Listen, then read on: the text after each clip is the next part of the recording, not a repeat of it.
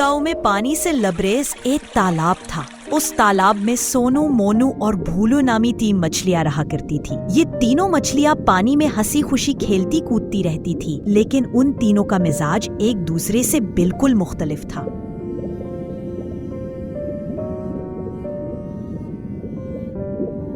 सोनू बहुत अक्लमंद थी। वो हमेशा समझदारी से काम लेती थी। मोनू उससे मुख्तलिफ थी। वो जब भी कोई मुश्किल वक्त आता तो फौरन अपनी अकल इस्तेमाल करके उसका हल निकाल लेती। तीसरी मछली भूलू, जैसा कि नाम से जाहिर है, बहुत भूली भाली थी।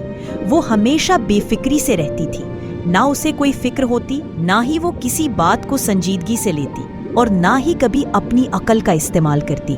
वो सारा दिन बस पानी में घूमती रहती। कुछ दिन बाद गर्मियों के मौसम में धूप की शिद्दत बहुत बढ़ गई। बारिश ना होने की वजह से तालाब का पानी तेजी से खुश्क होने लगा। जब हालात खराब होने लगे तो सोनू ने खतरे को भांप लिया। वो अपने दोस्तों मोनू और भूलो के पास गई और कहने लगी, दोस्तों, इस बार धूप की शिद्दत बहुत ज्यादा है और बारिश भी नहीं हो रही। अगर हमने अभी कोई फैसला ना किया तो जल्द ही ये तालाब बिल्कुल सूख जाएगा।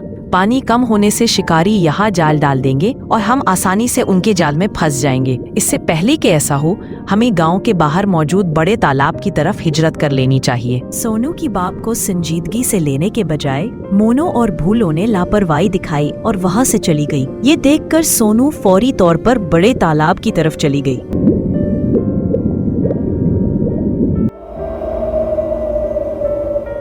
कुछ ही दिनों में सोनू की बात सच साबित हुई। धूप की शिद्दत से तालाब का पानी बहुत कम रह गया। शिकारी ने तालाब में जाल फैला दिया और इस जाल में मोनू और भूलो दोनों फंस गईं। मोनू ने मुश्किल वक्त वो महसूस करते हुए फैसला किया कि वो कोई हरकत नहीं करेगी, बल्कि मरने का डरामा करेगी। जब शिकारी ने जाल बाहर खींचा और मोनू को मुर्दा हालत में देखा तो बोला, ये मरी हुई मछली मेरे किसी काम की नहीं, और उसे दोबारा तालाब में फेंक दिया।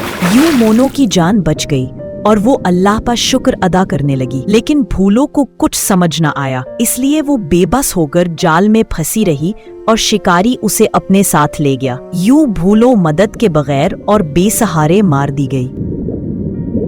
सबक: इसीलिए हमेशा किसी भी आने वाली मुसीबत को वक्त पर भांप कर अक्लमंदी से फैसला करना चाहिए, क्योंकि बर वक्त सोचा गया फैसला जिंदगी बचा सकता है।